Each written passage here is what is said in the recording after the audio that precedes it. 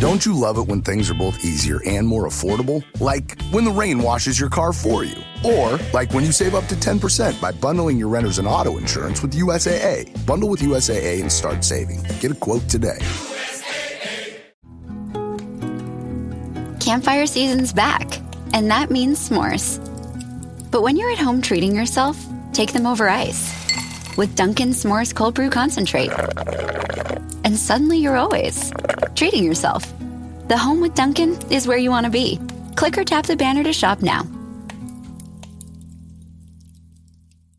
Waiting for the best deals? Spring Black Friday savings are here. Shop early access now at Blinds.com and save big on new custom window treatments. Blinds.com makes upgrading your window treatments easy with free virtual consultations, free samples sent to your door, and professional measure and installation services. Plus, you always get Blinds.com's 100% satisfaction guarantee. Shop Blinds.com's Spring Black Friday early access now. Save up to 40% with minimum purchase, plus a free measure. Rules and restrictions may apply.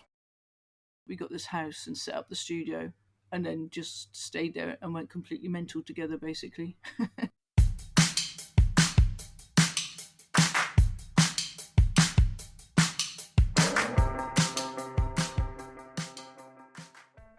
Hello, and welcome to another new episode of Live Through That.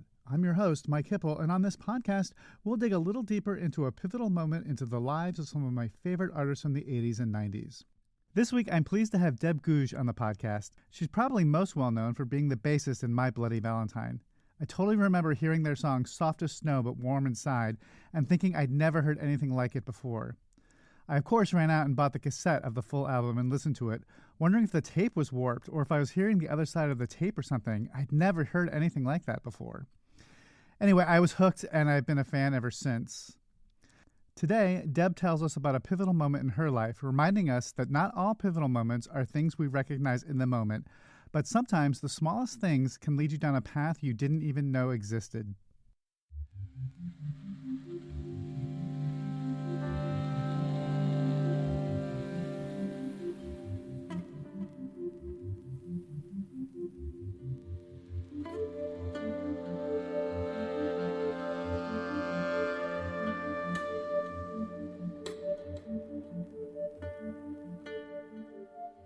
I mean, to be honest, when I first agreed to do it, I sort of said yes without, really thinking about it. And then I did think about it afterwards, and I thought, and then I realised that I don't really have any of those, really massive, transformative thunderbolt type experiences in my life. They just haven't really happened to me. So my first thought after I said yes was like, why the hell did I agree to do this? Because I've got nothing to say. So, but then I kind of realised that they don't have to be really big life-changing moments, do they? They often what happens are just small things, and they seem pretty insignificant at the time, and then they end up shaping your life in a really sort of profound way. So I kind of thought of it in those terms, really, and then I decided to go back to something that was really small, as in really sort of.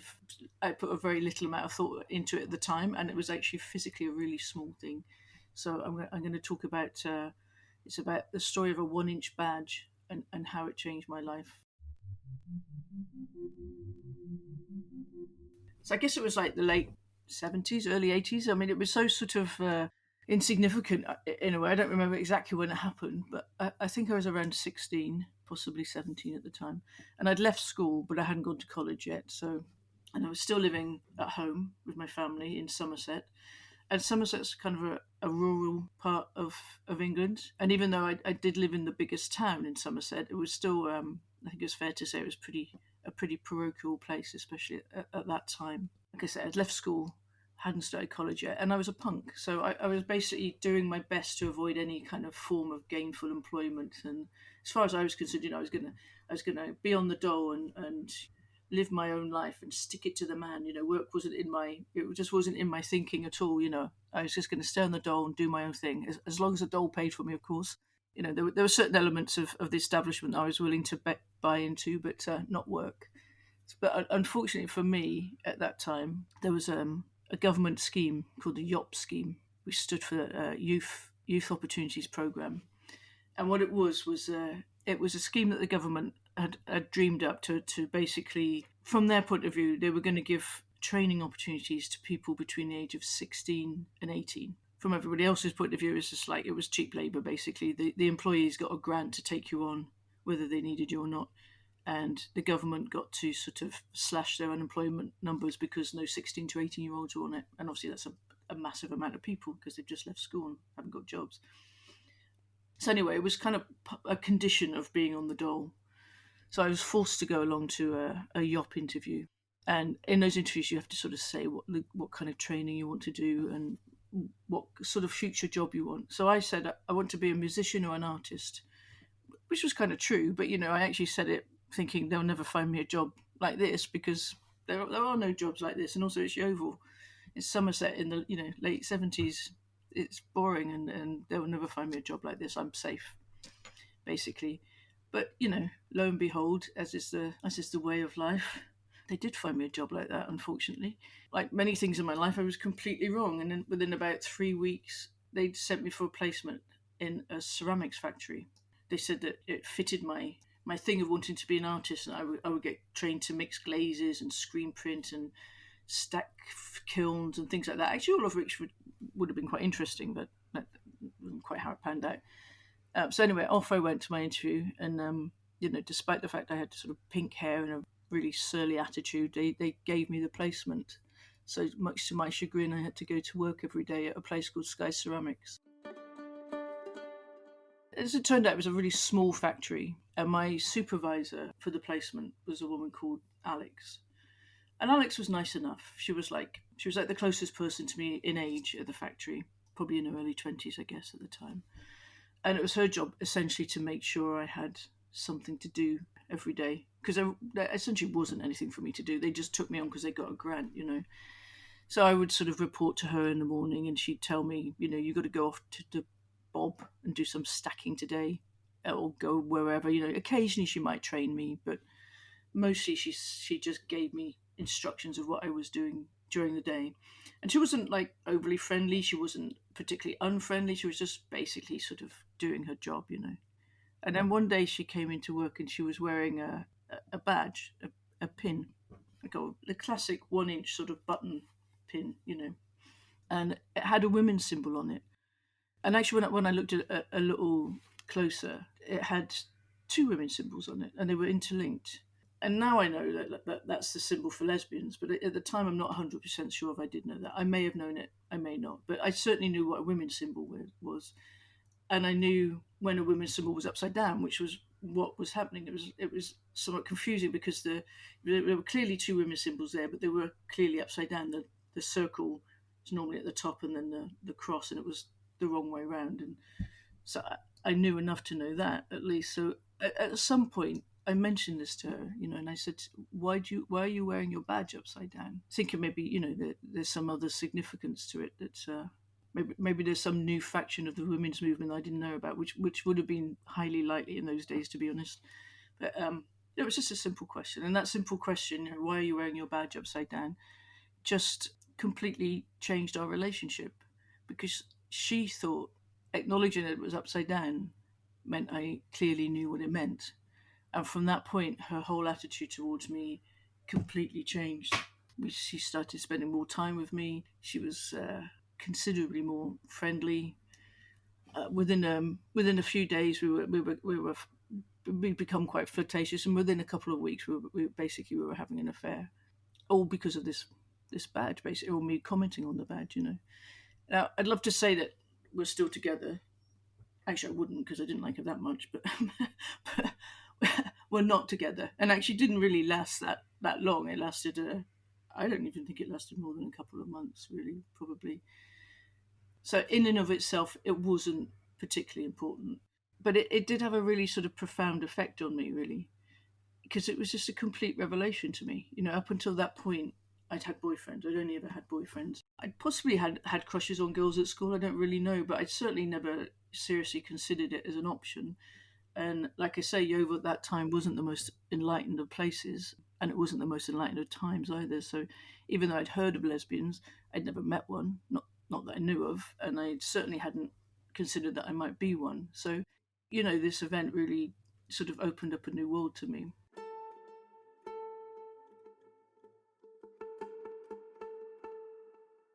sometime afterwards, I don't know, a couple months afterwards or something, I wandered into, after Alex and I had finished, I wandered into town, into Acorn Records, which is where all the punks hung out on a Saturday afternoon.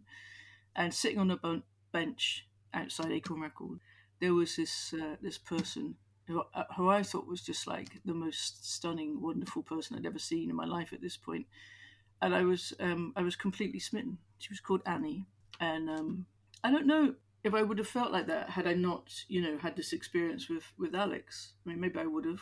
It's impossible to know, really. But certainly Alex opened up my eyes, and my newly open eyes were looking at Annie with like massive heart shapes around them, And Annie had a really profound effect on my life.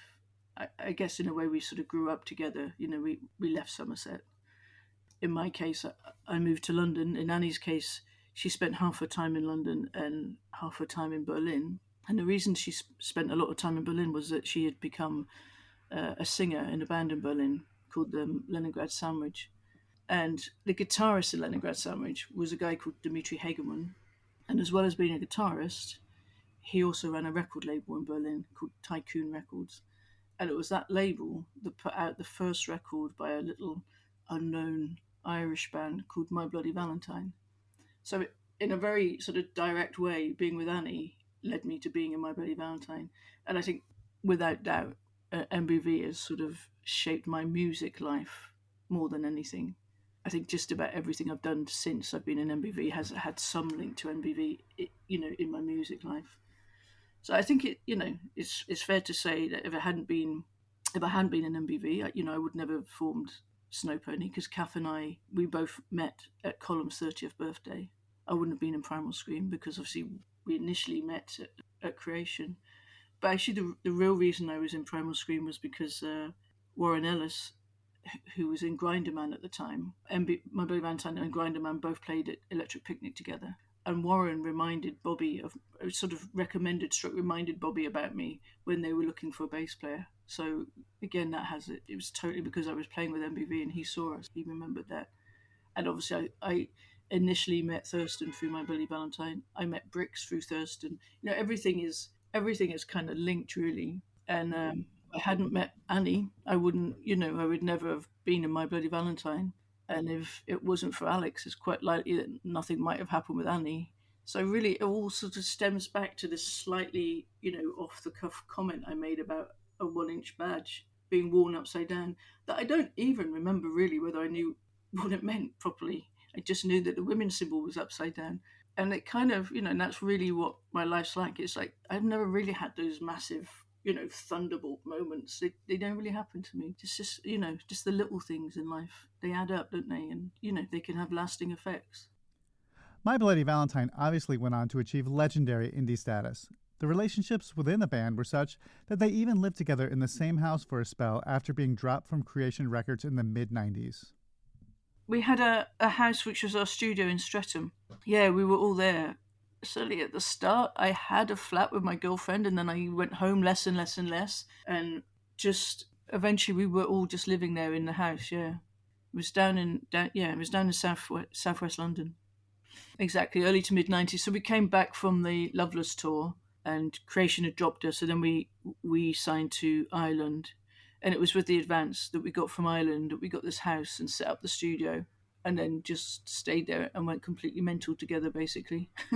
There was not a lot of balance, no. You don't really realise, when you're steeped in these things, you often don't really realise what's going on. But there definitely wasn't a lot of work-life balance. There wasn't a lot of balance of a lot of sort, to be honest. And I think we did sort of slowly go a bit crazy together. This led to Deb leaving the band in 1997. Yeah, primarily. I just sort of realised I just wasn't happy anymore, and it wasn't like one of those thunderbolt moments. Like, weirdly, I had driven over to West London to drop off the tapes for, I think it was for the Wire cover that we did. So I went over to the Island Records to drop the tape over. And when I was driving back, I just realised I didn't want to go back. And I rang up the house, and spoke to Kevin. And it was just like it was. There was no shouting. There was no, I just was like, I just don't feel happy. I don't want to do this anymore. And he was always like, you know, if you don't want to do it, you know, you shouldn't be doing it. And Colm had already left, actually, and I think that had also affected me. Colm had gone a few months before. And Colm would get up every morning and say, today's the day we're going to make the record. Apologies to any Irish person for my accent. But, and I missed it, you know, we would always be up the first. And I think once he wasn't there with his sort of enthusiasm saying that, I think it sort of kind of wore me down a bit. And like I say, I don't know why anymore that day. Maybe because I actually left the house, and I remember it was a very long. It wasn't not physically a long drive. It was just like very busy. The traffic, you know, it was pretty gridlocked on the way back, and I think I just had a lot of time to think and just sort of realize I didn't want to go back. My Bloody Valentine are known as pioneers of the quote-unquote shoegaze movement, but their sound didn't necessarily start out that way. I was curious if the shift in their creative direction happened when they left Lazy Records for Alan McGee's Creation Records in 1988. I think a few things happened. Like the other thing that happened, obviously, was that Dave left. So, you know, we had another singer before Belinda, and he left. And when he left, you can see, so we did one more record with Lazy. We did this sort of Ecstasy and Wine, which originally was, you know, two separate records. It was Ecstasy was a mini album, and Strawberry Wine was an EP.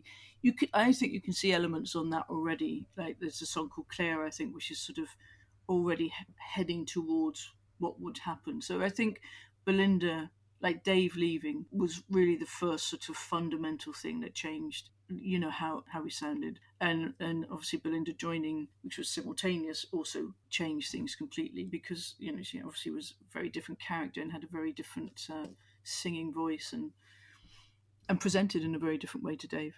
So I think that was the first thing. But then, yeah, I think Creation, one of the things with Alan initially was he was like, you can just do what you want. And I think that was very liberating. I think he wasn't like a big fan of the band or anything. I don't think he really thought very much. And then we happened to play a gig supporting his band, Biff Bam Pow. And he was kind of impressed by us live. You know, I don't think he ever liked the records before, but live he was quite impressed. And he was much more like, you know, this is what you need to be doing. And we'd already going in that direction a bit more, I guess, because, you know, I guess we've been together longer, we could play, we were tighter, we were just, you know. But yeah, I think it's a combination of things. I think initially Dave leaving and Belinda joining and Kevin having to take over vocals and Kevin being, you know, because Dave used to write the lyrics and have more input into the melody. But with Dave gone, I think Kevin's, you know, input into writing the melodies and the words became completely different as well. So I think that initially started it. But yes, I do think the Creation gave us a lot of, you know, initially he was very encouraging to just do whatever. There's no rules. You just do what you want, which is obviously a good thing, yeah. These days, Deb is still part of My Bloody Valentine, but she's also doing some of her own work as well. I'd heard that Thurston Moore from Sonic Youth had convinced her to try her hand at doing her own thing, and I wanted to know if that was true and how that came about. Yeah, pretty much. What happened was Jem, who's Thurston's drummer in the UK and Europe, he was putting on a night at a club called the Servants Jazz Quarters. And I can't remember who the main band was, but Jem and John Lydecker, who's Thurston's, does electronics with Thurston, they were doing an improv thing in the middle. And Jem was just like, we need somebody else. And either John or Jem or both of them were like, Deb, you should make some noise. Come and just do some noise. And I was like, okay, because I was drunk, I think. And I say okay to most things when I'm drunk. So, and I don't think I really thought it would happen. But Jem's one of those people who, like, you know, he's a doer, so he says something and it does get done. And like a few weeks later, he messaged me with a poster for the gig to say, is this okay? Is this how you want to be credited? And I'd sort of completely forgotten about it. And then it was that point of like, oh my God, do I just sort of back out of this or do I just do it? And in the end, I just thought, just do it. What's the worst that can happen? So it was Jem who, you know, yeah, it was him who encouraged me. And then I went on tour with his band, Too Many Things, and then we put the split 12-inch out together. So a lot of it has been Jem, you know, he's really kind of, he's just been like super encouraging and kind of pushed me along a bit, really. And that leads us to her current project with Cara Tivey called Googie. So I was doing solo stuff, and Cara I've known for years. Cara I've known for, I don't know, 20 years maybe. And I know her because she married a guy called Matt. Sorry, she did not marry a guy called Matt. She's friends with a guy called Matt, and that guy Matt married my friend Nikki. So the two families got together because of Matt and Nikki, basically. So I've known Cara just forever and ever, and also I knew she's a great musician, but I never really, neither of us thought about playing with each other because we come from very different backgrounds. Cara's like a classically trained pianist, and she's done a lot of session work with people like Billy Bragg and Everything But the Girl and Blur. So it's just a different world, really, she exists in, But we were at a mutual friends festival. It was a literary festival called Prima Donna, which I was saying earlier, the one that I do the podcast for. And I was there because I'd been DJing one night, and she was there to play. So I went over to see her playing. And afterwards, we were just hanging out. And again, I think it's all down to alcohol. Quite a lot of my life is. I said to her, what your beautiful, lovely, perfectly formed, gorgeous music needs is a bit of noise. And I didn't expect her to say yes, but she did. She said, oh, that sounds lovely, darling, because she speaks like that. She doesn't at all, actually. But she agreed to it. And then she just came up. I have a use of a small studio here, just one day a week in London. And she just came up, one week, and we just made some noise together. And it literally was that, like, we just kind of improv for a couple of hours, 2 or 3 hours, whatever. And then from that, I basically sort of I'd take it home and listen to it, and something in there usually sort of triggers something, and then the songs sort of build out from that. So there's a lot of editing. Frankly, if I was to just, put a 3-hour improv on record, I don't think many people would like it, apart from me and Cara. But so that's how they've kind of worked. And I think she's not really that many sessions, but it's been over quite a while. Over a couple of years, we've maybe had like 5 sessions, and from that, I've kind of formed. The album came out basically. The album they created together, The Golden Thread, came out earlier this spring and is available now. Here's a little bit from the first single, Dumb.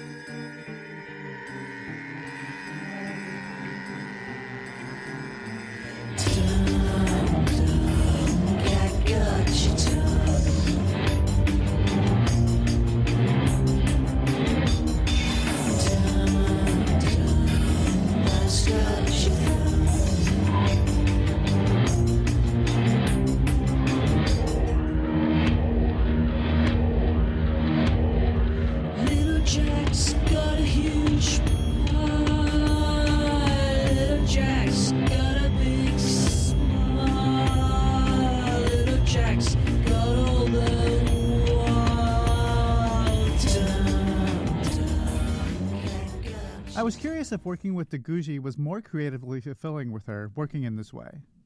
Oh, I definitely have more of a hand in it. And My Bloody Valentine is definitely, it's evolved very much to be, and certainly in studio sense, very much Kevin's, project. And I don't take that in a bad way at all. I think that, that's absolutely, what it is. And I think I'm happy, for that to be acknowledged. And Deb Googe is definitely much more of a sort of collaboration between Cara and I, and obviously my solo stuff is just me. So in that sense, it's more, I'm more sort of creatively involved in the recording side of things, for sure.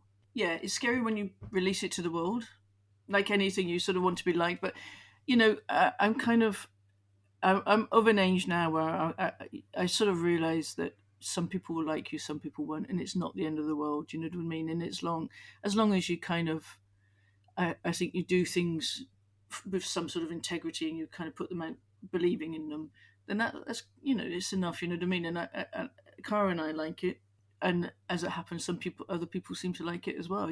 So, but I think I'm of an age where it doesn't it's not that it's not that it wouldn't hurt me if I picked up a paper and saw somebody going, "It's a pile of shit," but I would put it in its place. You know what I mean? It's just like, yeah, of course, I don't think everybody's going to like it. It's not, it's never gonna, it's never gonna dent the charts. So, you know what I mean? It's not for everybody, and that's completely fine. I'm totally happy with that. My Bloody Valentine will be doing some shows in the fall, and I was wondering if this also meant new music from the band. Yes, that is the hope. Yeah, I mean, obviously, I can't put a date on it, and I would never assume to do such a thing. But there's new music on its way for sure.